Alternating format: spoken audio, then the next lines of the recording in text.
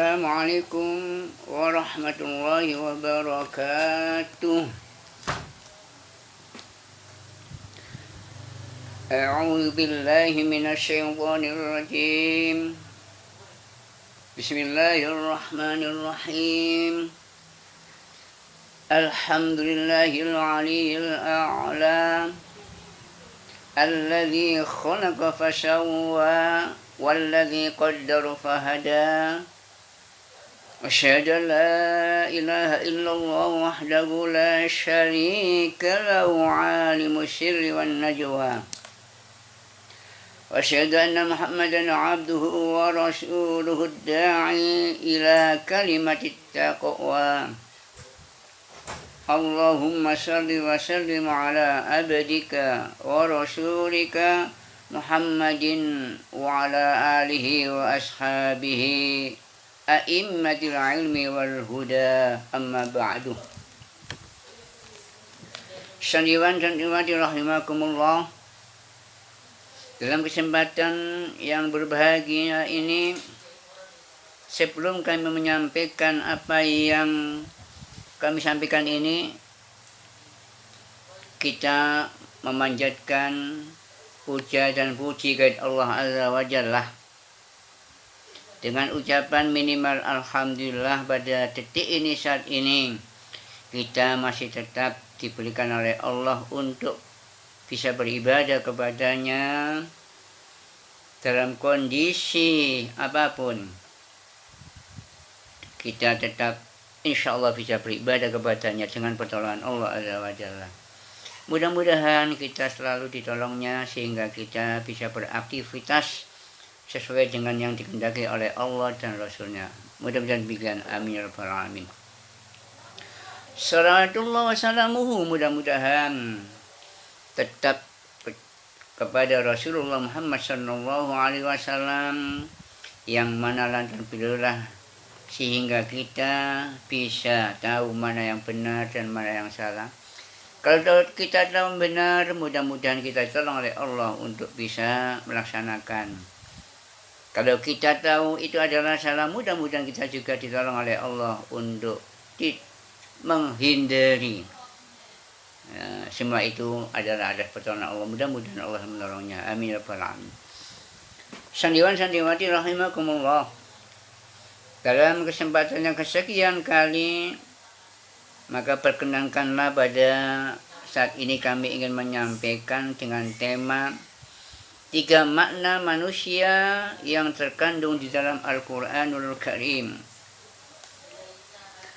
Di dalam Al-Quran, Allah Subhanahu wa Ta'ala menamakan manusia dengan 3 istilah. Sebagai manusia, kita perlu memahami makna-makna istilah tersebut. Untuk apa? Tidak lain agar kita dapat menangkap hakikatnya sehingga kita bisa menjalani kehidupan sebagaimana yang dikehendaki oleh Allah Subhanahu wa Ta'ala, yakni mengabdi kepadanya, karena tidak ada lain tujuan Allah menciptakan manusia dan jin supaya apa? Illa liya'budun, sebagaimana yang dinyatakan di dalam surat Al-Quran, yakni surah Az-Zariyat, surah 54 ayat 56. A'udzu billahi minasyaitonir rajim. Wa ma khalaqtul jinna wal insa illa liya'budun. Allah mengatakan, aku tidak menciptakan jin dan manusia melainkan agar mereka, jin dan manusia itu, beribadah kepadaku. Jadi tujuan Allah menciptakan jin dan manusia, tujuannya adalah supaya beribadah kepadanya. Dengan demikian, kalau manusia dan jin diciptakan Allah, ternyata dia tidak mau ibadah kepada Allah, berarti keluar dari kehendak Allah. Dan itu termasuk juga pengkhianatan, karena sebelumnya manusia pernah berjanji kepada Allah, mengakui sebagai Tuhannya. Udah mati kalau nggak Tuhannya, maka dia harus beribadah kepadanya. Hadirin sandiwan-sandiwati, istilah pertama untuk menyebut manusia adalah al-insan.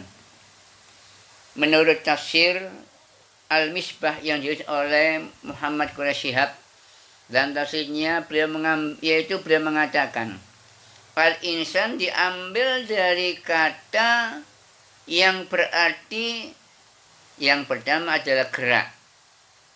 Kemudian yang kedua lupa, dan yang ketiga merasa bahagia atau senang. Ketiga arti ini menggambarkan sebagian dari sifat atau ciri khas manusia adalah ia bergerak. Bahkan seyogianya manusia memiliki sifat dinamis, sehingga manusia bisa maju bagaimana yang dikehendaki oleh Allah Azza wa Jalla, tidak pasif. Ia juga yang kedua memiliki sifat lupa. Seyoginya manusia melupakan kesalahan-kesalahan orang lain, dan ia pun juga merasa senang atau bahagia bila bertemu dengan jenisnya. Ada yoginya selalu berusaha memberi kesenangan dan kebahagiaan kepada diri dan makhluk-makhluk lainnya. Hadirin sandiwatin, penggunaan kata al-insan untuk menyebut manusia menunjukkan bahwa manusia adalah makhluk Allah yang diberi beban tanggung jawab untuk mengabdi kepadanya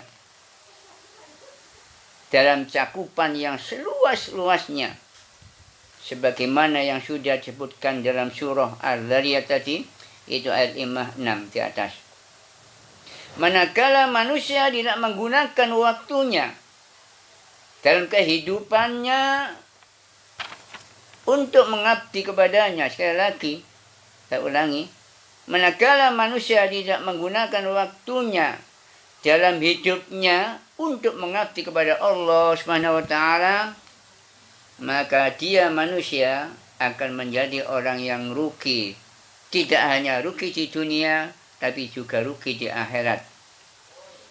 Dalam hal ini Allah Subhanahu wa taala menyampaikan dalam surah Al-Asr ayat 1 sampai 3 yang berbunyi, A'udzu billahi minasyaitonir rajim. Wal 'asr innal insana lafi khusrin illal ladzina amanu wa 'amilus solihati wa tawassaw bil haqqi wa tawassaw bis sabr. Yang artinya kurang lebih demi masa, atau mengatakan demi waktu asar, sungguh manusia berada dalam kerugian. Ayat ini menggambarkan 4 manusia yang tidak rugi. Yang pertama dari 4 itu, illal ladzina amanu, satu kecuali orang-orang beriman. Jadi orang beriman tidak akan rugi. Tapi gak cukup iman saja, maka ada sifat selanjutnya. Yang kedua, wa amilus solihat, yaitu mengerjakan kebajikan. Iman gak cukup tanpa amal solihah. Demikian juga amal solihah, amal kebaikan gak cukup tanpa iman. Jadi selalu ada amanu wa amilus solihat. Amanu saja memang sudah punya kunci surga. Akan tetapi kalau tidak punya amilus solihat, maka bisa jadi masuk surganya itu bisa paling akhir. Bisa jadi. Makanya illal ladzina amanu wa amilus solihat, karena dia timbang adalah amilus solihatnya. Di ayat ini dilengkapi sifat yang kedua, orang yang tidak rugi, sifat yang ketiga, yaitu watawasau bil haqq, yaitu saling menasihati untuk kebenaran. Kemudian sifat yang keempat, watawasau bis sabr, yakni saling menasihati untuk kesabaran. Jadi orang yang punya 4 sifat ini dikatakan oleh Allah tidak akan rugi. Berarti salah satu dari 4 sifat ini berkurang, ya. Apalagi yang paling pokok iman tidak ada, ya, sehingga termasuk orang soleh tidak ada. Yang ada nomor 3, 4 bisa jadi tetap rugi. Akan tetapi 4 sempurna ini kalau kita miliki, maka Allah mengatakan kita tidak termasuk orang yang rugi. Kalau tidak miliki, Allah mengatakan wal asr innal insana lafi khusr dan seterusnya. Oleh karena itu, sebagai al-insan, manusia harus selalu waspada terhadap godaan-godaan setan. Ini sebagaimana pernah kami sampaikan, godaan setan baik yang datangnya dari depan, belakang, kanan, kiri, dan seterusnya dengan berbagai cara, setapak demi setapak, dan seterusnya. Karena setan ingin menyesatkan manusia, bukan secara fisik. Tapi manusia sebagai al-insan, karenanya Allah, saya ulang lagi, karena setan ingin menyesatkan manusia bukan secara fisik, tapi manusia sebagai insan. Karenanya Allah menggunakan kata al-insan untuk menyebut manusia dalam kaitan dengan godaan setan. Allah pun berfirman yang artinya kurang lebih pada surah insyaallah ke-17 ayat 53. A'udzu billahi minasyaitonir rajim. Wa qul ibadi yaqulun lati hiya ahsan. Inna syaitana yanzahu bainahum. Inna syaitana kana lil insani aduwwan mubina. Dan katakanlah kepada hamba-hambaku, hendaklah mereka mengucapkan perkataan yang baik-baik atau yang benar. Mengapa? Sesungguhnya satu, inna syaitana yanzahu bainahum, setan selalu menimbulkan perselisihan di antara mereka. Kemudian yang kedua, inna syaitana kana lil insani aduwwan mubina. Sungguh setan adalah musuh yang nyata bagi manusia. Hadirin yang berbahagia, namun manusia yang disebut al-insan juga berarti lupa dari kalimat nasia. Semestinya ia merupakan kesalahan orang lain terhadap dirinya sehingga dia menjadi pemaaf. Namun harus kita akui bahwa yang banyak terjadi adalah manusia lupa terhadap ketentuan Allah sehingga mengabaikan ketentuan Allah. Untuk itulah manusia harus selalu berzikir kepada Allah Azza wa Jalla. Oleh karena itu, seandainya manusia mengetahui dan menyadari hakikat dirinya sebagai al-insan, yang berarti dia harus selalu menyenangi manusia dan makhluk Allah yang lainnya, maka dalam hidupnya niscaya manusia akan selalu memberikan yang terbaik, melakukan kebaikan, bahkan menjadi cermin dalam kebaikan dan kebenaran. Bagaimana pernah kami sampaikan dulu, sehingga segala sikap dan tindakannya selalu memberi manfaat kebaikan yang sebenar-benarnya. Dan inilah yang memang manusia yang ideal, bagaimana dulu kami sampaikan, khairun nas anfa'uhum linnas. Hadirin santriwan santriwati rahimakumullah. Kemudian istilah yang kedua yang digunakan oleh Allah Azza wa Jalla untuk menyebut manusia adalah al-bashar. Penggunaan kata ini al-bashar untuk manusia lebih ditekankan kepada hal-hal yang bersifat jasmania dan naluriyah. Misalnya manusia itu bisa dilihat, diraba, memerlukan makan, minum, berkembang biak, dan hal-hal yang bersifat fisik lainnya. Dalam kaitan ini Rasulullah pun dinyatakan oleh Allah sebagai makhluk al-bashar, yang berarti secara fisik beliau adalah manusia biasa seperti kita, yang mungkin saja karena Rasulullah al-bashar, maka Nabi pun juga merasa lapar, maka butuh makan. Merasa haus maka butuh minum.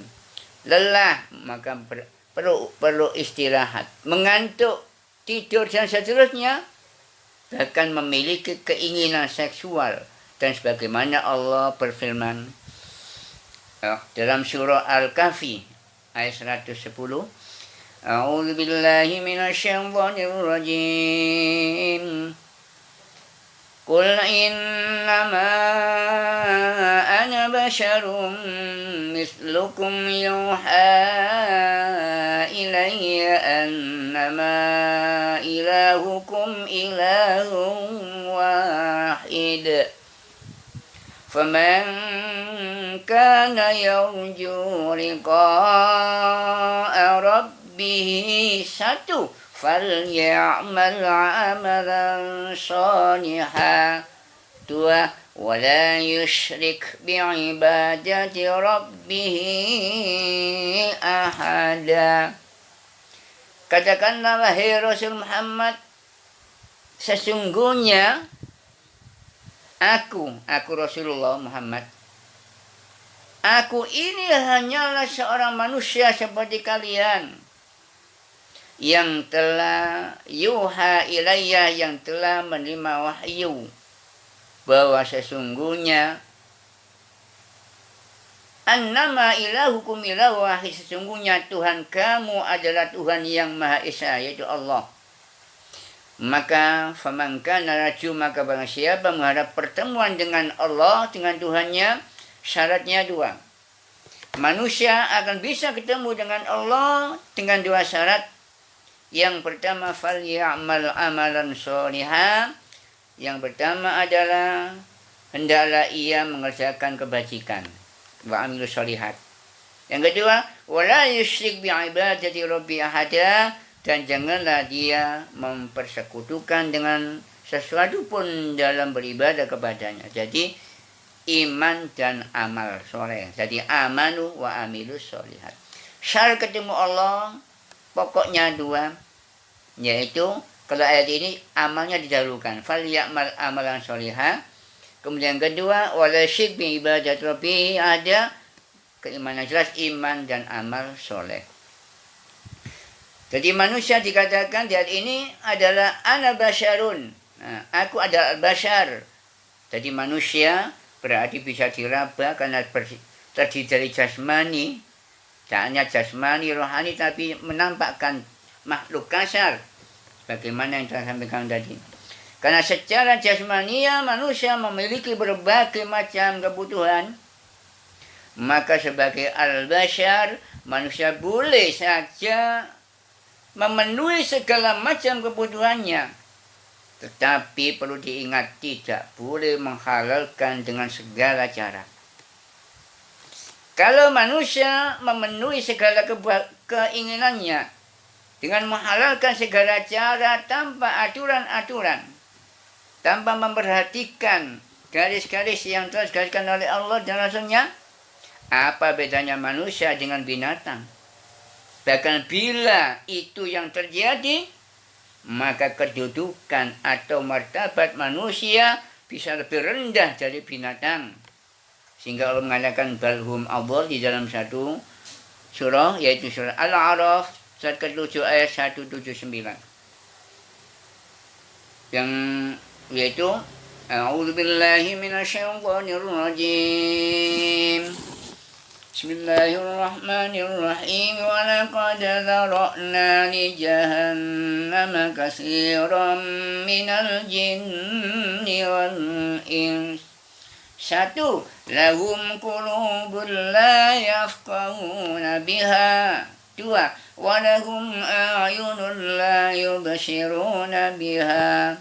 3. Wa lahum adhanun la yasma'una biha. Ulaika kal an'ami bal hum adhal. Ulaika humul ghafilun. Yang artinya kurang lebih, dan sungguh akan kami Allah mengatakan, isi neraka jahanam banyak dari kalangan jin dan manusia. Jadi jin itu pun ada yang beriman, ada yang kafir. Demikian juga manusia. Ada yang iman, juga ada yang kafir.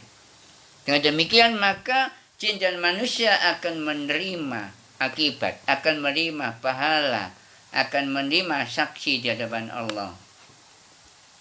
Sanksi, maaf, bukan saksi. Ya, Allah mengatakan jin dan manusia mempunyai 3 hal. Yang pertama, mereka memiliki hati. Tetapi hatinya tidak dipergunakan untuk memahami ayat-ayat Allah. Baik ayat yang kita baca, namanya ayat matluah yaitu Al-Quran, atau ayat kauniyah, alam semesta dibentangkan oleh Allah ini.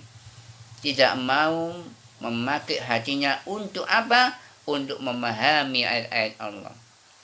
Yang kedua, jin dan manusia juga memiliki mata. Tetapi matanya tidak dipergunakan untuk juga melihat tanda-tanda kekuasaan Allah di alam semesta ini. Demikian juga yang ketiga, jin dan manusia juga mempunyai telinga. Tetapi tidak dipergunakan untuk mendengarkan ayat-ayat Allah. Kalau sudah demikian, maka kedudukan jin ataupun manusia, mereka seperti ternak, binatang. Bahkan Allah mengatakan balhum adallu, bahkan tidak sesat, maaf. Jadi mereka seperti ternak, bahkan lebih sesat, lebih jelek lagi mereka itu daripada binatang. Sekali lagi, kalau sudah tidak bisa menggunakan dari 3 hal, apakah hatinya saja, apa penglihatannya saja, atau pendengarannya untuk memahami ayat Allah, maka Allah mengatakan kal an'am, mereka seperti binatang, ternak. Balhum adall, bahkan lebih lagi, lebih jelek. Nah, bisa jadi lebih jahat daripada binatang. Oleh karena itu, mereka itulah orang-orang yang lengah, lupa. Sandiwati kenyataan menunjukkan bahwa keinginan manusia yang bersifat jasmania sangatlah besar, bahkan bisa jadi sangat dominan. Karena itu sebagai al-bashar, sekali lagi, karena itu sebagai al-bashar, manusia harus mampu memerangi hawa nafsunya. Karena hawa nafsu selalu mengajak kepada kejahatan. Sekali lagi, manusia harus mampu memerangi hawa nafsunya dalam arti mengendalikan hawa nafsu. Bukan membunuhnya. Hawa nafsu tidak akan bisa dibunuh, tetapi dikendalikan. Sekali lagi, mengendalikan hawa nafsunya, bukan membunuhnya sama sekali, sehingga segala keinginannya tetap dalam kendali nilai-nilai kemanusiaan yang agung. Dan dengan itulah martabat manusia bisa dipertahankan. Kalau tidak mampu, maka manusia martabatnya bukan bagaimana manusia, bisa jadi bagi binatang, bahkan lebih jelek. Kemudian istilah yang ketiga yang dipakai oleh Allah menyebut manusia, yakni istilah yang digunakan oleh Al-Quran untuk menyebut manusia adalah an-nas. Secara harfiah, an-nas diambil dari kata an-nausu, yang berarti juga gerak. Ada juga yang berpendapat berasal dari kata unas, yang artinya tampak. Demikian menurut tafsir Al-Misbah yang ditulis oleh Quraisyhab. Dari mana ini kita bisa mengambil kesimpulan bahwa sebagai manusia, keberadaan kita di dunia harus kita tunjukkan atau kita tampakkan dengan gerakan-gerakan kebaikan dan perbaikan. Secara fisik, manusia akan menjadi sehat bila ia banyak bergerak. Pengabdian kepada Allah yang salah satunya adalah menunaikan sholat, harus dilakukan dengan gerak-gerakan juga. Artinya gerakan-gerakan tertentu yang telah ditetapkan oleh Allah dan Rasul-Nya. Bahkan untuk memperoleh rezeki pun Sekali lagi, bahkan untuk memperoleh rezeki, meskipun Allah telah menyediakan rezeki di dunia, tetapi saja manusia harus berusaha untuk mengambilnya dengan gerakan-gerakan usaha-usaha yang halal. Sebagai makhluk yang harus bergerak, manusia harus saling mengenal antara satu dengan yang lainnya. Karena manusia memang terdiri dari perbedaan jenis kelamin, bersuku-suku, dan bahkan berbangsa-bangsa. Bahkan juga berbeda warna kulit, namun setelah saling mengenal, manusia harus menyadari bahwa kemuliaan itu bukan terletak pada perbedaan-perbedaan tersebut, tetapi lebih pada ketakwaannya kepada Allah Subhanahu wa taala. Karena itu manusia jangan sampai keluar dari rel ketakwaan. Karena Allah Subhanahu wa taala pasti mengetahuinya, meskipun orang lain tidak ada yang tahu, tapi Allah Maha mengetahuinya. Bagaimana pernyataan Allah bahwa manusia dicatakan adalah bersuku-suku, berbeda jenis dan seterusnya dalam surah Al-Hujurat surat 49 ayat 13 yang berbunyi, A'udzubillahi minasyaitonir rajim.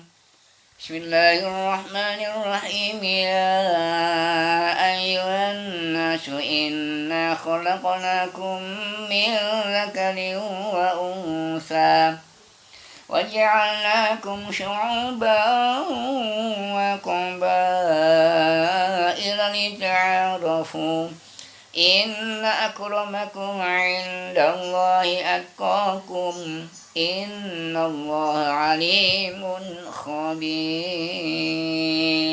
Wahai manusia atau An-Nas, sungguh Allah mengatakan kami telah menciptakan kamu dari min zakarin wa unsa, dari seorang laki-laki dan seorang perempuan. Kemudian waja'alnakum syu'uban, kemudian kami jadikan kamu berbangsa-bangsa. Kemudian wa qabail, dan bersuku-suku. Untuk apa? Semuanya adalah lita'arafu. Tujuannya agar kamu saling mengenal, saling memahami dan seterusnya. Hingga manusia yang paling mulia bukan pada kelompok-kelompoknya, laki perempuan semua sama. Yang menunjukkan tidak sama, yang paling mulia sisi Allah adalah inna akramakum indallahi atqakum. Sungguh yang paling mulia di antara kamu di sisi Allah Azza wa Jalla adalah orang yang paling bertakwa. Apa sih takwa? Yang paling gampang takwa itu adalah menjalankan semua perintah Allah dan menjauhi semua larangannya. Itulah takwa. Innallaha alimun khabir. Sungguh Allah Maha mengetahui, Maha teliti. Sandiwati rahimakumullah. Dalam menjalankan misinya sebagai An-Nas, manusia menghadapi kendala-kendala berupa godaan setan. Karenanya manusia harus berlindung kepada Allah Azza wa Jalla dari godaan-godaan setan. Karena itulah surat An-Nas menyebutkan, Qul a'udzu birabbin nas. Katakanlah aku berlindung kepada Tuhan manusia. Lagi katakanlah aku berlindung kepada Tuhannya manusia. Siapa? Allah Azza wa Jalla. Untuk itu manusia harus berjalan pada koridor ketakwaan pada Allah Subhanahu wa taala. Dan itu hanya bisa dicapai hanya dengan menjadikan hidup ini untuk mengabdi kepada Allah Azza wa Jalla. Karenanya dialah Allah lah yang lebih tahu tentang manusia yang telah diciptakannya. Sekali lagi, dialah Allah yang lebih tahu tentang manusia yang telah diciptakannya. Sebagaimana Allah berfirman di dalam satu surah Al-Baqarah ayat 21, Ya ayyuhan nasu ubudu rabbakum alladzi khalaqakum walladzina min qablikum la'allakum tattaqun. Wahai manusia, u'budu, sembahlah rabbakum, Tuhan kalian, alladzi khalaqakum, yang telah menciptakan kalian, min qablikum, sekali lagi, walladzina, alladzi khalaqakum, yang telah menciptakan kalian, walladzina min qablikum, dan juga menciptakan orang-orang sebelum kalian. Untuk apa? La'allakum tattaqun, agar kamu bertakwa.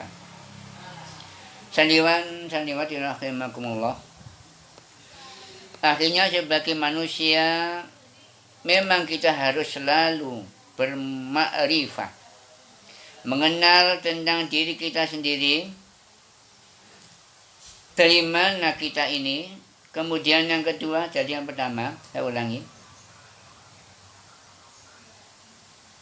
kita harus tahu dari mana kita ini, kemudian mau kemana kita ini, dan kemana juga. Saya ulangi, sebagai manusia memang kita harus selalu bermakrifah, mengenal, mengerti, paham tentang diri kita sendiri.